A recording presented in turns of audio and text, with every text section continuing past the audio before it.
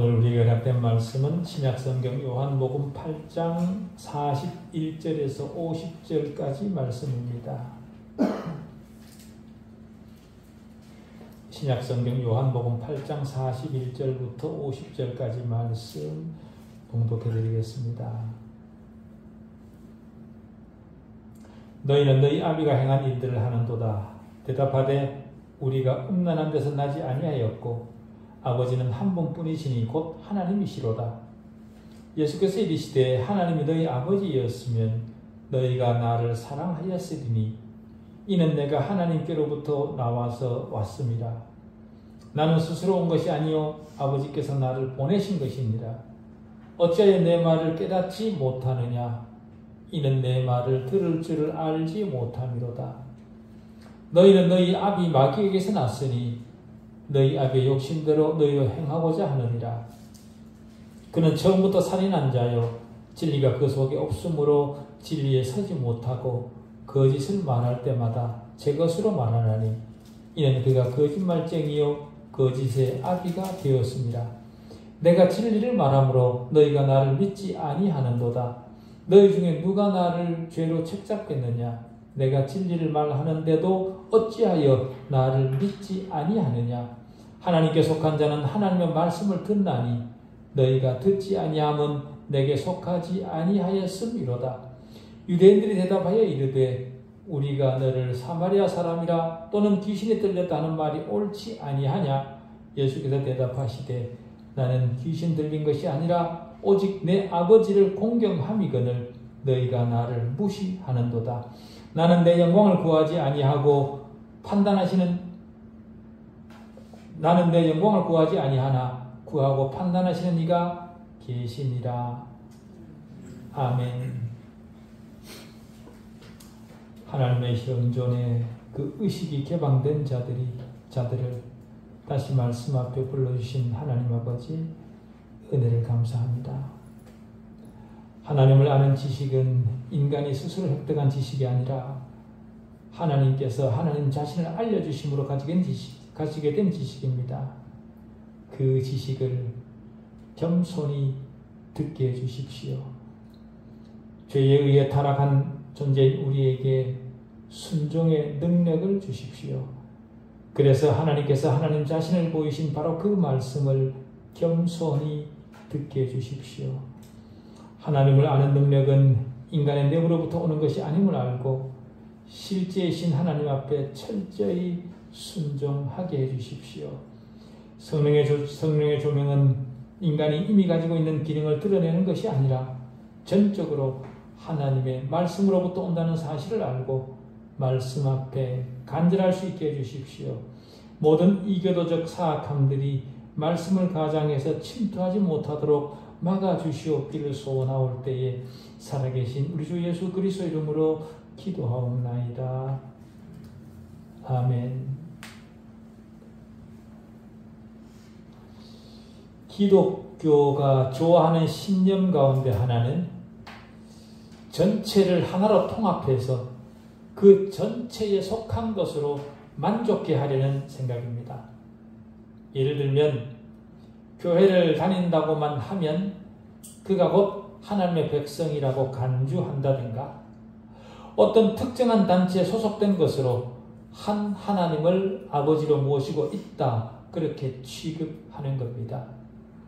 그래서 자기 나라가 기독교 국가라는 사실을 자랑스러워하거나 자신의 출신 학교가 미션 스쿨이라는 사실로 자신의 영적 위치를 규정 지으려 하는 그런 경향이 있습니다. 심지어 인간은 모두 하나님을 한 아버지로 모시고 있고 그렇기 때문에 모든 사람은 다 한 형제다 그렇게 말하기를 좋아합니다. 성경을 통해 밝히신 하나님의 판단과는 전혀 다른 판단을 인간이 스스로 판단하고 그 판단이 곧 하나님의 판단인 것처럼 왜곡합니다. 다시 말해 인간은 하나님의 보편적 부성애와 사람의 보편적 형제애가 마치 당연한 것처럼 생각하기를 좋아합니다. 그러나 그런 것은 성경적 근거를 전혀 찾을 수 없는 마귀적 생각에 불과합니다. 아마도 19세기 자유주의 산물이 아닐까 그렇게 짐작이 됩니다. 기독교와 완전히 무관한 주장임에도 불구하고 모든 사람이 듣기에 좋다는 이유로 용납하는 거죠. 기독교를 바르게 표현하지 못하고 있음에도 기독교인들조차도 그런 표현에 별다른 반감을 가지지 않습니다마는 나약한 인간 본성을 스스로 위로하고 싶은 표현에 불과합니다. 지금까지 우리가 살펴본 바에 의하면 주님과 유대종교 지도자들 사이의 쟁론이 갈수록 더 거세지고 심화되어 왔음을 우리가 확인했습니다. 유대종교 지도자들의 행동과 말투에서 우리는 그 사실을 확인해 온 거지요. 처음에는 자신들이 아브라함의 후손이라 그렇게 주장하는 데서부터 시작을 했습니다. 하나님께서 특별한 민족의 아버지로 세워주셨고 또 많은 사람들에게 복의 근원이 되게 해주시겠다고 약속한 아브라함의 후손, 그들이 바로 자신들이라는 겁니다. 자신들의 영적 상태와 무관하게 아브라함의 육체적 후손이라는 것 자체로 자신들의 신분은 보장된 민족이라는 거죠. 그러나 주님은 그들의 그런 주장을 인정하지 않으셨습니다. 주님이 인정하지 않으시자 그들은 더 강하게 반박하면서 자신들은 실제로 하나님의 자녀들이라 그렇게 주장을 합니다. 41절에 보면 그러자 주님도 더 강하게 반대 말씀하셨습니다. 영적으로 그들은 아브라함의 후손이 아니라는 거죠. 또 거기다가 그들은 하나님의 자녀이기는커녕 너희 아비는 마귀라 그렇게까지 말씀하십니다. 주님의 그 직설적 대답을 들은 유대 종교 지도자들은 화를 주체하지 못하고 급기야는 돌을 들어 주님을 치려는 모습까지 드러냅니다. 자신들의 상태를 사실대로 드러내어 말씀하고 계심에도 불구하고 그들은 분노를 삼키지 못합니다. 그러나 그들이 어떤 태도를 보이든 주님의 말씀은 진리였습니다. 진리는 사람들이 좋아하든 좋아하지 않든 받아들이든 받아들이지 않든 그대로 전해져야 됩니다. 물론 현대도 진리가 그대로 전해져야 되는 것은 너무도 당연한 사실이죠. 진리 안에 인간의 지식이나 개인의 어떤 경험을 첨가해서는 안 됩니다. 그런데도 불구하고 듣는 회중들의 마음을 즐겁게 해주겠다는 생각으로 진리의 무엇인가를 첨가함으로 진리를 왜곡해서 전합니다마는 그것은 큰 화를 만드는 일입니다. 설교의 척도가 진리가 아니라 회중들의 환심을 사는 것이라면 그것은 주님을 모독하는 겁니다. 설교가 아니라 잡담에 불과한 거죠. 회중들의 환심을 사기 위해 진리보다 진리 아닌 것이 더 부각되어 전달되어지면 회중들은 더 부각되어진 그 잡담만 기억을 하게 됩니다. 다시 말해 진리가 사장되는 거죠.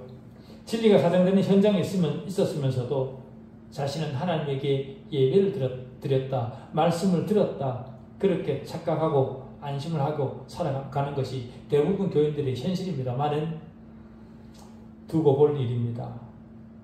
그리고 또 진리는 어떤 개인을 표적하지 않습니다.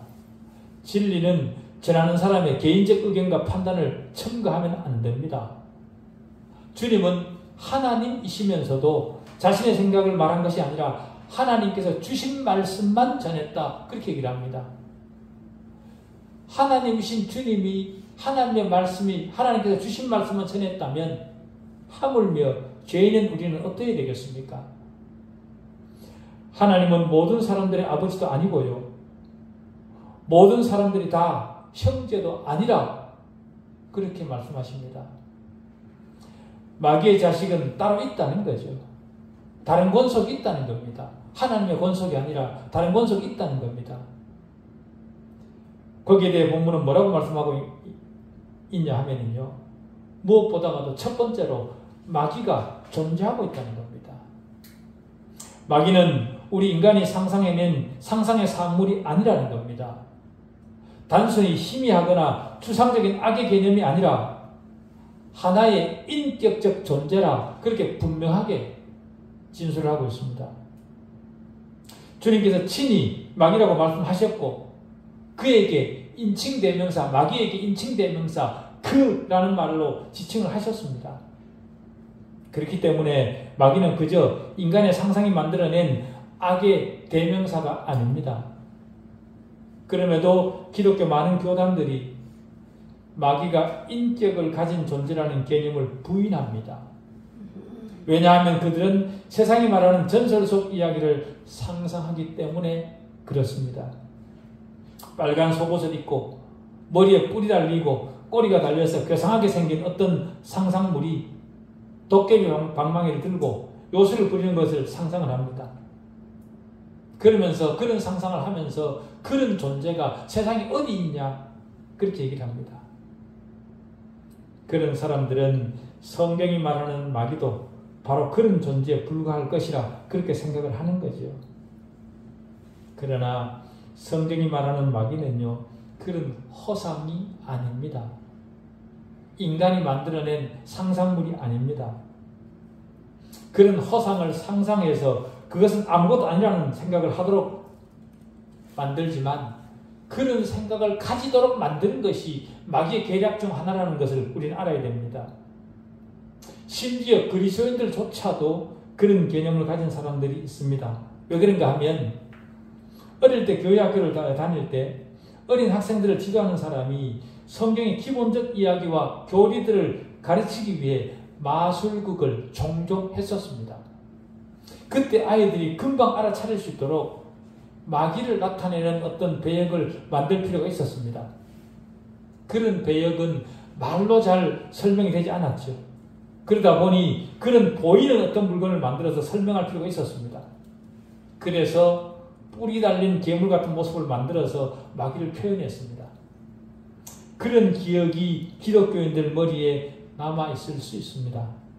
그러다 보니 마귀를 별 대수롭지 않게 생각하는 그런 경향들이 생긴 겁니다. 그러나 사도 바울은 고린도후서 2장 11절에서 이렇게 얘기를 합니다. 우리가 사탄의 계략을 알지 못하는 바가 아니라 사탄은 계략을 한다는 겁니다. 이 계략이라는 말은요, 계략, 음모, 꾀, 궁리, 전략 이런 말입니다. 다시 말해 인격을 가진 사고를 할 줄 아는 판단을 가진 그런 존재라는 거죠. 인간이 만들어낸 어떤 허상이 아닙니다. 사도 바울의 이 말의 요점은요, 우리 그리스도인은 사단의 전략을, 사단의 꾀를 알아야 된다라는 겁니다. 다시 말해 사단은 인격적 존재라는 거죠. 사단은 사람의 마음을 어둡게 해서 자기 편이 되도록 하는 계략을 꾸밉니다. 하나님을 거부하게 만들고 하나님의 소유권을 부인하도록 만듭니다. 주님에 의하면 마귀가 있고 또 마귀를 따르는 사람들도 있습니다. 그래서 마태복음 6장 주님이 가르치신 기도에 보면 시험에 들게 하지 마옵시고 다만 악에서 구하시옵소서라고 기도하라 그렇게 하셨습니다. 마귀는 빛보다 어둠을 더 사랑하도록 하고 마음을 혼미하게 만들고 사람을 이끌어 쾌락에 빠지도록 미혹합니다. 그래서 미혹해서 마귀는 존재하지 않는다고 사람들이 믿도록 그렇게 부추깁니다. 그 부추김에 미혹되어서 많은 사람들은 이 땅이 전부다. 하나님 나라가 어디 있고 마귀가 어디 있냐. 내가 즐긴 것 이 자체가 가장 중요하고 내 생각이 가장 바른 것이다. 그러니 내 생각을 따라 그렇게 살아가면 되는 거다. 그렇게 얘기를 하며 그렇게 생각을 하며 살아갑니다. 두 번째로 마귀는요, 주님은요, 마귀가 타락한 존재라 그렇게 가르칩니다. 마귀가 왜 타락한 존재인지를 두 가지 방식으로 설명을 하는데요. 첫째는 마귀가 어디에서부터 타락했는가를 보여주십니다. 그는 처음부터 살인자요, 진리가 그 속에 없으므로 진리에 서지 못한다 그렇게 얘기를 합니다. 둘째는 마귀가 빠져들어간 깊이를 보여주십니다. 거짓을 말할 때마다 제 것으로 말하나니 이는 그가 거짓말쟁이요 거짓의 아비가 되었습니다. 그렇게 얘기를 합니다. 그런데 불행한 것은요, 현대 너무나 많은 사람들이 이 사실을 거부하려 한다는 겁니다. 거기다가 마귀의 존재가 있다는 것을 인정하는 사람들이 심지어 마귀를 영웅으로 만들려고까지 한다는 사실입니다. 마귀를 타락한 어떤 존재가 아니라 타락한 인간의 선봉장이 바로 마귀다, 사탄이다, 그렇게 생각을 하는 겁니다. 하나님과 대비되는 또 다른 어떤 강한 세력이라 그렇게 얘기를 하는 겁니다. 하나님은 하나님 나라의 주인이지만 마귀는 인간 세계를 지배하고 인간의 대장이라 그렇게 생각을 하는 겁니다. 그래서 그 존재에게 자신의 소원을 들여달라고 온갖 행위를 하는 거죠. 중세 셰익스피어의 버금가는 대시인 존 밀턴이라는 사람을 기억하실지 모르겠습니다. 그는 청교도 신자였던 자기 아버지의 영향으로 그리스도인으로 살았던 사람입니다. 그런데 또 그의 저서 신라본에서는요, 사탄이 아주 영웅적으로 묘사가 됩니다.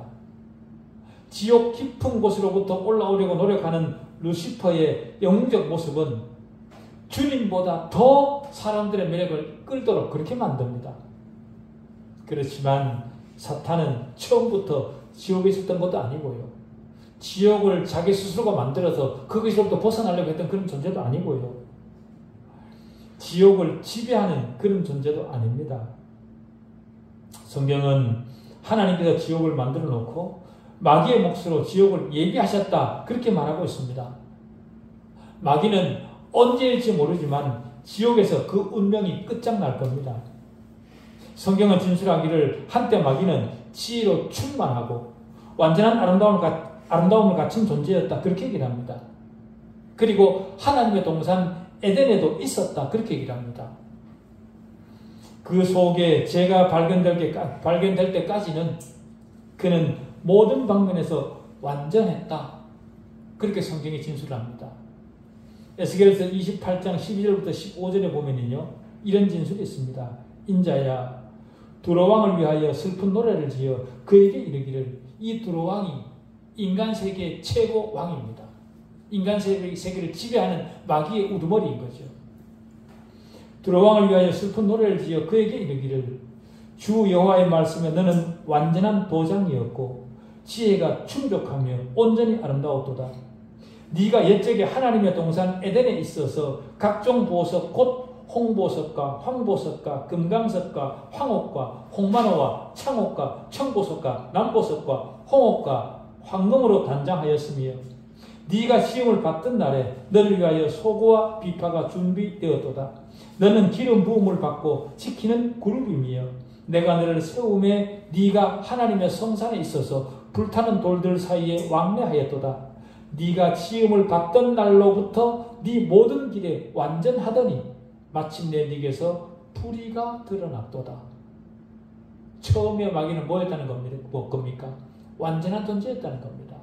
그런데 그에게 죄가 들어가서 타락이 되어서 마침내 그에게 불의가 들어감으로 마귀짓을 하는 그런 인격이 된 거죠. 이사야서에 보면 그의 타락은 교만으로 말미암았고 하나님의 자리를 차지하려는 건방진 소욕 때문에 일어났다, 그렇게 얘기를 합니다. 이사야 14장 13절부터 15절에 보면 네가 네 마음에 이르기를 내가 하늘에 올라 하나님의 묵별 위에 내 자리를 높이리라. 내가 북극 지폐의 산 위에 앉으리라. 가장 높은 구름에 올라가 지극히 높은 이와 같아지리라 하는도다. 그러나 이제 네가 수월 곧 구덩이 맨 밑에 떨어짐을 당하리로다, 그렇게 얘기를 합니다. 마귀가 자기 자리를 지키지 못하고 가장 높은 구름에 올라가 지극히 높은 이와 같아지겠다라는 그 욕심이 그를 마귀로 만들어버린 겁니다. 성경의 진술에 의하면 마귀는 영웅적 존재의 모습이 아니라 몰락한 존재의 모습입니다. 공포에 질려 누구도 가까이 가지 못할 존재의 그런 모습이죠. 더구나 마귀는 인류에게도 엄청난 손해를 끼쳤습니다. 주님이 말씀하셨듯이 마귀는 살인자요, 살인을 주도한 그런 자였습니다. 아담과 하와가 타락한 후 저질러진 범죄는 살인이었습니다. 죄가 들어오자 하는 첫 번째 일이 죄를 짓는 살인을 한 거죠. 타락의 결과 가인이 그 동생을 죽인 겁니다. 요한복음 13장에 가면 마귀가 유다의 마음속에 들어가서 그리스도를 원수들의 손에 팔아 주님을 죽이도록 합니다. 마귀의 역사는 피로 기록된 역사이고 속임의 역사입니다. 그래서 주님께서 말씀하셨습니다. 그는 거짓말쟁이다. 마귀는 하와에게 거짓말을 했습니다. 저 선악과를 따먹어라. 네가 결코 죽지 아니하리라. 그렇지만 하와는 영적으로 죽었고 하나님과의 교제를 상실했습니다. 열왕기상 22장에 가면 거짓말하는 영들이 아합의 선지자들에게 들어가 아수르를 대적해서 전장에 나가게 하고 길랏 라못에서 넘어지게 하는 것들을 볼 수 있습니다. 속이는 거죠. 사도행전 5장에 가면 사단이 아나니아의 마음속에 들어가서 자기 소유를 판값에 대하여 거짓말을 하게 했습니다. 그 결과 아나니아는 죽었습니다. 사단은 오늘날도 똑같이 거짓말을 합니다. 그렇기 때문에 우리는 사단이 위험스럽고 잘 속이는 사악한 존재라는 사실을 기억해야 됩니다. 사단은 허상이 아닙니다. 인간이 만들어낸 상상물이 아닙니다. 사단은 무엇보다 죄악적인 존재이고 실패한 존재입니다. 하나님께서 그에게 주신 높은 소명 속에 머물러 있지 않으면 타락해서 범죄하게 되어 있습니다. 모든 인격은 그렇습니다. 우리 역시 마찬가지입니다. 하나님께서 나에게 주신 소명 안에 머물러 있지 않고 그 소명을 떠나면 반드시 죄를 짓게 되어 있습니다. 세 번째, 마귀는 한계가 있는 존재라고 주님은 말씀하십니다.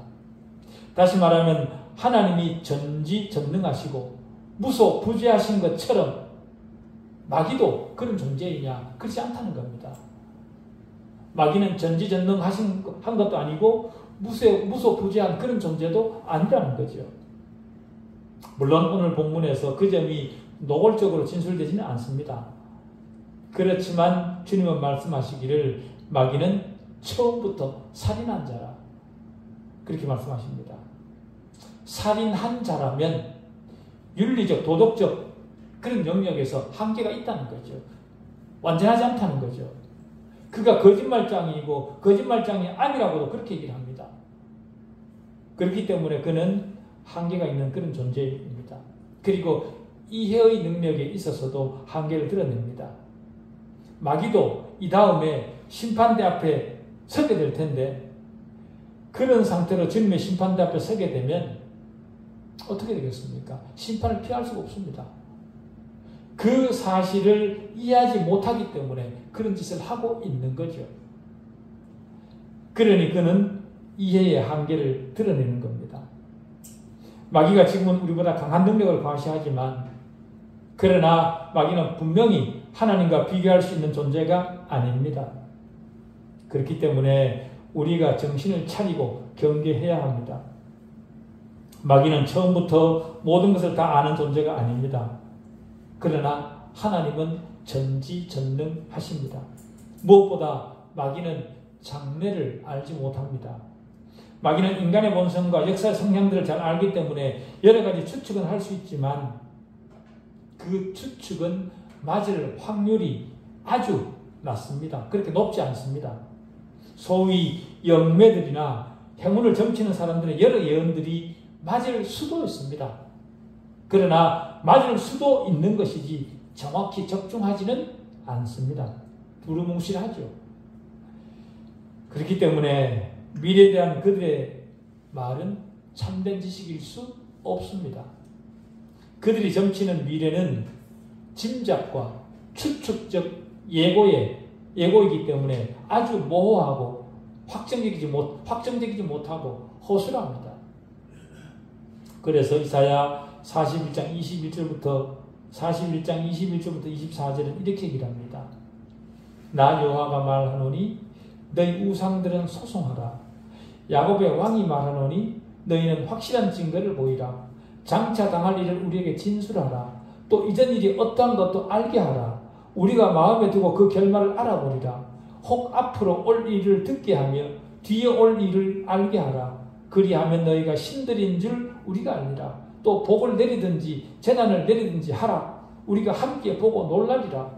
보라, 너희는 아무것도 아니며 너희 일은 허망하며 너희를 택한 자는 가증하니라. 그렇게 얘기합니다. 그런 모든 일들 니네들이 할 수 있냐? 하나님이 마귀에게 묻는 겁니다. 사단은 전능하지도 못합니다. 그래서 그는 자신이 하고 싶은 것을 다 하지 못합니다. 더구나 하나님의 백성들에게는 하나님께서 허락하신 것만 할 수 있습니다. 욥이 가장 좋은 예이죠. 하나님은 하나님의 목적을 위해 잠시 욥에게 고난을 허락하셨지만 욥이 죄를 짓지 않도록 지키셨습니다. 마귀는 아무데나 있지 못합니다. 동시에 모든 곳에 있으면서 모든 자를 시험하지 못합니다.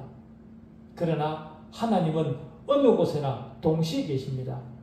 그것도 온 우주에 충만히 계십니다. 그렇기 때문에 하나님을 부르는 모든 사람을 동시에 도우실 수 있는 거죠. 그러나 마귀는 한 번에 한 사람씩 밖에는 시험하지 못합니다. 사단은 모든 그리스도인을 시험하지 못합니다. 성경도 사단이 모든 사람들을 시험한다고 그렇게 말하지 않습니다. 마귀가 시험에 오지만 하나님께 속한 사람은 하나님의 말씀을 듣는다. 오히려 그렇게 얘기를 합니다. 하나님께 속했다는 말은 영원한 택하심에 의해 하나님 품 안에 있는 자라 그 말인 거죠. 그런 사람은 주님의 음성을 듣는다. 그렇게 얘기를 합니다. 다시 말해 마귀의 유혹을 구별할 줄 안다라는 겁니다.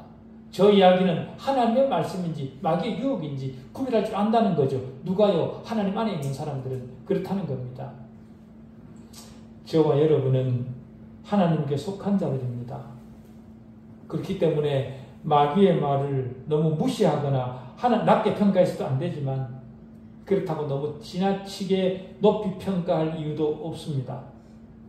하나님의 말씀은 절대적입니다. 그렇기 때문에 하나님 말씀은 절대적으로 받아들여야 되지만 사단을 향해서는 그렇지 않습니다. 하나님이 우리 능력이 하나님만이 우리 능력이요 망대입니다. 마귀를 충분히 제한하실 능력이 하나님 안에 있습니다. 하나님 손에 있습니다. 하나님은 그리스도인이 감당할 수 없는 시험당함을 결코 허락하지 않습니다. 또 시험을 이길 수 있도록 피할 길을 언제든지 제공하십니다. 고린도전서 10장 13절은 이렇게 얘기를 합니다. 사람이 감당할 시험 밖에는 너희가 당한 것이 없나니 오직 하나님은 미쁘사 너희가 감당하지 못할 시험당함을 허락하지 아니하시고 시험당할 즈음에 또한 피할 길을 내사 너희로 능히 감당하게 하시느니라 그렇게 얘기합니다. 그렇기 때문에 잠시 당하는 고난 때문에 마귀의 유혹에 넘어가면 안 됩니다. 우리는 소속이 하나님 소속입니다. 우리는 마귀 소속이 아닙니다. 권속이 다릅니다. 소속이 다릅니다. 우리가 가야 할 목적지는 하나님 나라이지만 마귀가 도달할 종착역은 불못입니다. 마태복음 25장 41절은 이렇게 얘기를 합니다. 또 왼편에 있는 자들에게 이르시되 저주를 받은 자들아 나를 떠나 마귀와 그 사자들을 위하여 예비된 영원한 불에 들어가라. 지옥은 마귀를 위해 준비된 곳입니다. 그 마귀를 위해 준비된 그 지옥에 구원받지 못한 자들도 함께 들어간다는 거죠. 여러분, 어떤 길은 사람이 보기에는 바르지만 필경은 사망의 길이라 잠언이 그렇게 말하지 않습니까? 바로 사단의 길이 곧 사망의 길입니다. 그러나 생명으로 인도하는 길도 있습니다. 하나님의 길인 거죠. 그리스도 밖에 있는 모든 사람 앞에는 두 길이 있습니다. 한 길에는 사단이 약속을 합니다. 그러나 그 사단은 거짓의 아비입니다. 달콤한 말로 지혜를 약속하고 사랑을 약속하지만 그 종말은 멸망의 길이고 증오의 길입니다. 세상 만국을 약속하지만 남는 것은 고통뿐입니다. 주님만 지혜이시고 사랑이시고 영적 일의 주인이십니다. 그렇기 때문에 주님 안에 있는 사람에게 자신의 죄를 보게 하시고 그 죄로부터 벗어나게 하시고 위대한 사랑으로 이끄시는 분은 하나님이십니다. 사람에게 절대적으로 필요한 모든 것을 제공하시는 분은 하나님이시지 우리보다 약간 힘이 더 세 보이는 그 사단이 아닙니다. 주님 밖에 있는 자들에게 예비된 곳은 지옥 불못입니다. 지옥을 가장 많이 말씀하신 분이 바로 주님이시죠. 그러나 주님을 믿는 자들에게는 영생을 약속하십니다. 주님이 제시하는 모든 길은 영원한 평강입니다. 하나님과 우리를 평화로 안내하실 유일한 분은 하나님이십니다. 그런 주님에게 우리 자신을 맡길 줄 아는 그런 총명이 우리 안에 있기를 바랍니다. 기도하시겠습니다.